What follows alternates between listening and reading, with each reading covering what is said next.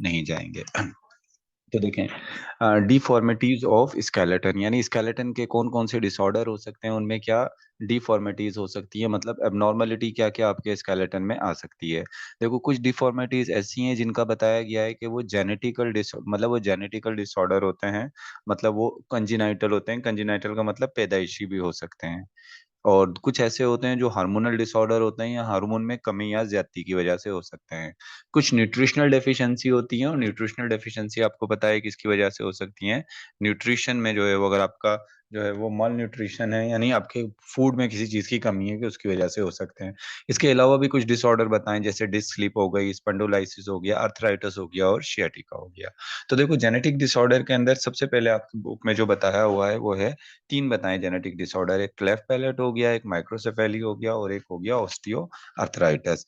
तो cleft palate basically जो है वो होता क्या है, क्लेफ्ट पैलेट जो है वो, क्लेफ्ट पैलेट में बेसिकली नॉर्मली इस बात इसको कहा जाता है, ये जो हमारा पैलेट होता है, जैसे हमारा ये माउथ है ना, अगर इस ये जो ये हमारा अगर माउथ है, ऐसे बक्कल कैविटी है हमारी, ये ऐसे ये बक्कल कैविटी, ये बक्कल कैविटी का जो रूफ है ऊपर, ये जिसको मैंने ये बक्कल कैविटी का ये जो रूफ है, इसको हम कहते हैं पैलेट। इसको हम क्या कहते हैं, पैलेट। इस पैलेट में अगर कोई ऐसे स्लिट बन जाए, इसमें कोई ओपनिंग हो, यहाँ पर पैलेट में क्या हो जाए, पैलेट में अगर कोई ओपनिंग आ जाए, पैलेट में कोई ओपनिंग हो, तो उसको हम क्या कहेंगे, उसको हम कहेंगे क्लेफ्ट पैलेट। अब देखो क्या है, कैसे हो क्लेफ्ट पैलेट को अगर मैं थोड़ा इस तरीके से एक साइड व्यू बनाऊं, ये आपका पैलेट का काम क्या होता है, ये देखो, ये आपकी जो है, ये आपकी है बक्कल कैविटी। ये क्या है, बक्कल कैविटी। और ये ऊपर वाली क्या है, ये नेजल कैविटी है। बक्कल कैविटी और नेजल कैविटी। अब इस बक्कल कैविटी और इस नेजल कैविटी के दरमियान में यहाँ बीच में कोई ऐसे ओपनिंग आ गई, ऐसे ये पैलेट है।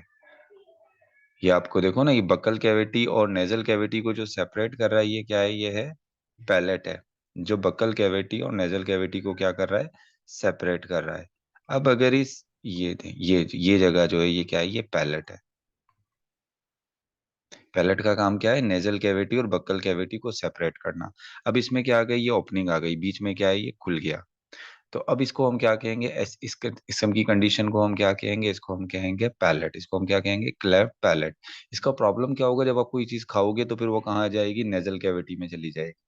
असल में क्या होता है, डेवलपमेंट के दौरान जब बच्चे की एक डेवलपमेंट हो रही होती है, तो उस दौरान ये पैलेट की दो बोन्स आपस में फ्यूज नहीं हो पाती, तो उनके बीच में एक स्लिट, एक शगाफ रह जाता है, जिसको हम क्या कहते हैं, क्लैफ पैलेट। और इसका जो आजकल ट्रीटमेंट होता है, सर्जिकली सर्जिकली इसको क्या कर दिया जाता है, फिल कर दिया जाता है। तो ये क्या है, ये एक पैदाइशी होता है, जेनेटिकल जो है वो डिसऑर्डर है। इसके बाद अगर हम दूसरा देखें, माइक्रोसेफेली। माइक्रोसेफेली बेसिकली किसको कहते हैं, मिसाल के तौर पे माइक्रो का मतलब स्मॉल, सेफा का मतलब हेड होता है। तो कुछ लोग ऐसे होते हैं, उनकी बॉडी के मुकाबले में उनके हेड का साइज जो है वो क्या होता है, छोटा होता है। मिसाल के तौर पे बॉडी के मुकाबले में हेड जो है वो क्या है, छोटा है, हेड जो है वो स्मॉल है। तो इस कंडीशन को हम क्या कहते हैं, इसको हम कहते हैं microcephaly, small size skull. Normally इसको सिंपली आप कैसे डिफाइन करोगे, स्मॉल साइज स्कल, यानी स्कल का साइज अगर स्मॉल हो। अर्थराइटिस बेसिकली हम किसको कहते हैं, अर्थराइटिस कहते हैं जॉइंट्स के, जो जोड़ों का प्रॉब्लम होता है उसको हम अर्थराइटिस कहते हैं। अर्थराइटिस की कई वजहें हो सकती हैं, वायरल भी हो सकता है, एजिंग के साथ भी होता है। लेकिन एक अर्थराइटिस होता है जिसको हम कहते हैं ऑस्ट्रियो अर्थराइटिस। ये ऑस्ट्रियो अर्थराइटिस जो ज्यादातर होता है वो जेनेटिकल होता है, यानी जीन में आ जाता है। तो ये जॉइंट्स का प्रॉब्लम होता है, इसको हम क्या कहते हैं, ऑस्ट्रियो अर्थराइटिस। अर्थराइटिस को भी हम आगे भी डिटेल में जो है वो डिस्कस करेंगे। तो इसके बाद हम नेक्स्ट की तरफ चलते हैं। ये तो हमने किसको डिस्कस कर लिया, जेनेटिकल डिसऑर्डर, यानी वो डिसऑर्डर जो क्या होते हैं, वो जो जेनेटिकल होते हैं। मिसाल के तौर पे अगर आपसे पेपर में पूछा जाए, enlist 3 deformities of bone which are congenital, यानी पैदाइशी हो सकती हैं, या जेनेटिकल डिसऑर्डर, कोई भी ऐसी 3 डिफॉर्मिटीज, बोन की डिफॉर्मिटीज के नेम लिखें जो जिसकी ओरिजिन जो है वो जेनेटिकल हो। तो आपने जो है वो अर्थराइटस को दोबारा बता दूं, देखो अर्थराइटस बेसिकली कहते किसको हैं, अर्थराइटस कहते हैं सिंपली, वैसे अर्थराइटस को मैं इस वजह से नहीं बता रहा था क्योंकि मैंने अभी अर्थराइटस को आगे डिटेल में यहाँ बताना है, यहाँ मैंने अर्थराइटस को डिटेल में डिस्कस करना है। लेकिन मैं अगर सिंपली अर्थराइटस को डिफाइन करूं, तो अर्थराइटस को आप ऐसे डिफाइन कर दो, इन्फ्लामेशन ऑफ ज्वाइंट्स, ज्वाइंट्स के अंदर जब आपके जोड़ों में, मैंने लास्ट टाइम आपको ज्वाइंट्स पढ़ाया था ना, तो ज्वाइंट्स में जब भी आपके कोई प्रॉब्लम आता है तो ज्वाइंट्स के प्रॉब्लम को हम क्या कहते हैं, उसको हम आर्थराइटिस कहते हैं। हार्मोनल डिसऑर्डर, हार्मोनल डिसऑर्डर में आपकी बुक में एक ही हार्मोनल डिसऑर्डर दिया हुआ है, और वो क्या कौन सा दिया हुआ है, वो है ऑस्टियोपोरोसिस। अब ऑस्टियोपोरोसिस बेसिकली जो है वो होता क्या है, the most common hormonal disorder is osteoporosis. जो मोस्ट कॉमन हार्मोनल डिसऑर्डर है वो क्या है, ऑस्टियोपोरोसिस है। Being for more common in elderly women, ये किसमें कॉमन होता है, यानी ये जो कॉमन है ये है कॉमन इन एल्डरली वुमेन, यानी जो एजिड वुमेन होती हैं 45 या 50 के बाद जो वुमेन होती हैं उनके अंदर ये ज्यादा होता है। और अगर आपसे पेपर में पूछा जाए why osteoporosis is common in elderly women, तो इसका आपकी बुक ही जवाब बता रही है, because level of their estrogen, because the level of their estrogen secretion fail. इसकी वजह क्या है, because level of estrogen secretion fail. देखो, एस्ट्रोजन जो है वो फीमेल का सेक्स हार्मोन है, जो फीमेल के अंदर सेकेंडरी सेक्सुअल कैरेक्टर जो है वो को मेंटेन करना या डेवलप कराने का काम करता है। लेकिन एस्ट्रोजन का एक काम ये भी होता है कि ये बोन को स्ट्रांग रखने में या बोन को प्रॉपर जो है वो मेंटेन रखने में भी क्या करता है, हेल्प करता है। जो फीमेल एल्डर हो जाती हैं यानी 50 को क्रॉस करती हैं, तो उनमें एस्ट्रोजन की सिक्रीशन कम होना शुरू हो जाती है। जब एस्ट्रोजन की सिक्रीशन कम होना शुरू होती है तो उसकी वजह से क्या होता है, उसकी वजह से फिर बोन जो है वो थोड़ी जो है वो क्या होती है, वीक होना शुरू हो जाती हैं, जिसको हम क्या कहते हैं, जिसको हम कहते हैं ऑस्टियोपोरोसिस।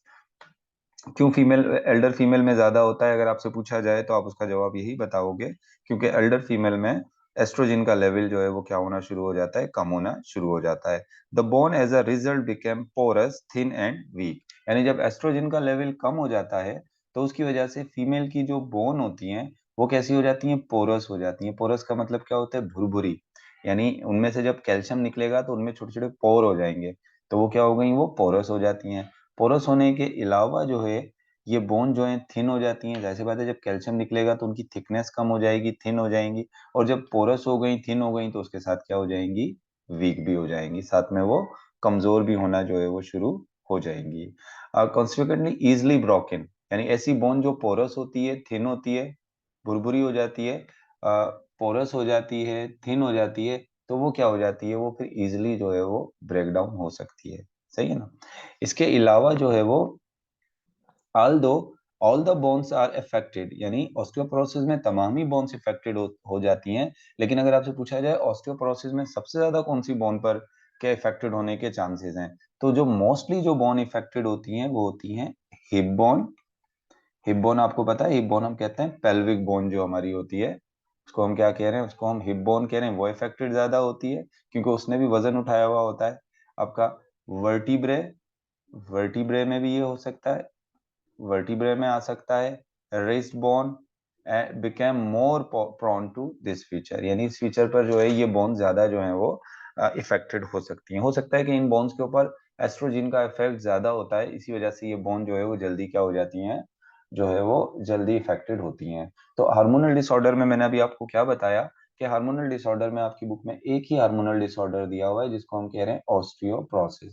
ऑस्टियो बेसिकली हम बोन के लिए लफ्ज इस्तेमाल करते हैं, पोरोसिस जो पोरोसिस कह रहे हैं क्योंकि बोन में से जब कैल्शियम निकल जाती है तो ऐसे भुरभुरी हो जाती है, उनमें से पोर्स हो जाते हैं, तो इसको पोरोसिस कह रहे हैं। Why it is most common in Elder female, यानी एजिड फीमेल में ही क्यों ज्यादा होता है, क्योंकि उनके अंदर एस्ट्रोजन का लेवल क्या हो जाता है, कम हो जाता है, और एस्ट्रोजन का लेवल कम होने की वजह से बोन पोरस हो जाती हैं, थिन हो जाती हैं, वीक हो जाती हैं, और स्पेशली ये कौन सी बोन पर होता है, हिप और वर्टिब्रल कॉलम की बोन पर होता है।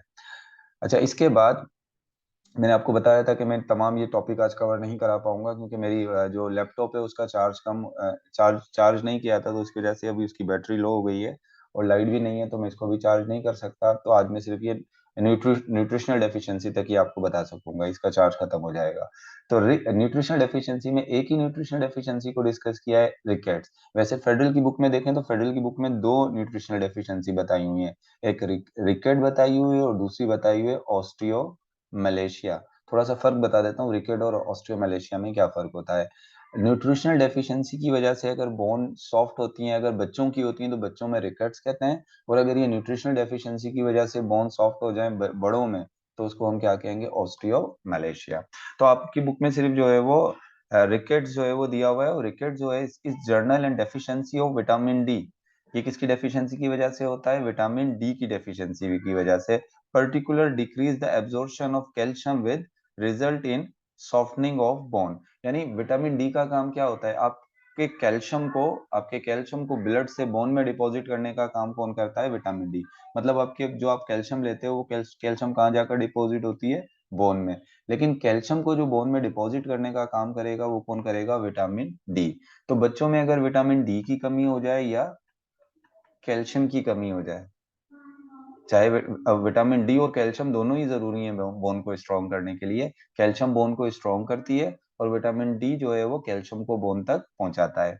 अगर कैल्शियम की डेफिशिएंसी हो जाए या विटामिन डी की डेफिशिएंसी हो जाए, तो बच्चों की जो बोन्स होती हैं वो क्या हो जाती हैं, वो सॉफ्ट हो जाती हैं। स्पेशली इस तरीके की लेग, उसको हम कहते हैं बाउड लेग। यानी जब सॉफ्ट हो जाती हैं लेग, तो बच्चों की टांगे ऐसे मुड़ जाती हैं, क्योंकि वो सॉफ्ट हो जाती है ना उसकी बोन, तो ऐसे बेंड हो जाती हैं। तो इस कंडीशन को हम क्या कहते हैं, इसको हम कहते हैं रिकेट्स ऑफ। आपकी बुक कह रही है in general deficiency of vitamin D in particular decreases the absorption of calcium which result in softening of the bone and hence the distortion of skeleton। यानी skeleton का जो वो डिस्टॉर्ट होना शुरू हो जाएगा, वो खराब होना शुरू हो जाएगा। This decrease is called rickets. और ये जो डिजीज होगी, सॉरी ये डिजीज जो है इसको हम क्या कहेंगे, रिकेट्स कहेंगे। Which is deform pelvic and leg children hence their leg became bowed। मतलब बाउड, मतलब उनकी जो पेल्विक बोन होती है वो सॉफ्ट हो जाती है, लेग की बोन सॉफ्ट हो जाती है, तो एज अ रिजल्ट क्या होता है, उनकी लेग जो है वो ऐसी बाउड हो जाती हैं, ये मैंने ऐसे जो मुड़ जाती हैं इस तरह से ये लेग जो है वो। A simple deficiency of mineral like calcium and phosphorus in the diet leaves the bone soft and deformed। And कहता है कि अगर आपके पास कैल्शियम की कमी हो गई है डाइट में, बच्चों की डाइट में कैल्शियम नहीं है, फॉस्फोरस नहीं है, तो उसकी रिजल्ट में भी जो बोन क्या हो जाएंगी, सॉफ्ट होंगी और डिफॉर्म हो जाएंगी। And leg of the affected person became incapable of bearing the weight of the body. यानी वो जो आपकी बॉडी का ज्यादातर वेट जो है वो कौन उठाती है, आपकी जो लेग्स की जो बोन है ये उठाती हैं। लेकिन अगर ये सॉफ्ट हो जाएंगी तो आपके बच्चे की या क्योंकि बॉडी का जो वेट होगा ये बोन जो है उसको कैरी नहीं कर पाएंगी। सही है ना। तो आज हमने फिलहाल सिर्फ इन तीन ही जो है वो डिसऑर्डर को जो है यहाँ पर हम डिस्कस कर रहे हैं। अदर डिसऑर्डर जो है ये फिर मैं नेक्स्ट टाइम जो है वो डिस्कस करूंगा। अभी आप ऐसा करें कि इन डिसऑर्डर से अगर आपके कोई क्वेश्चंस हैं तो आप मुझसे वो क्वेश्चन जो है वो पूछ लें, से रिलेटेड।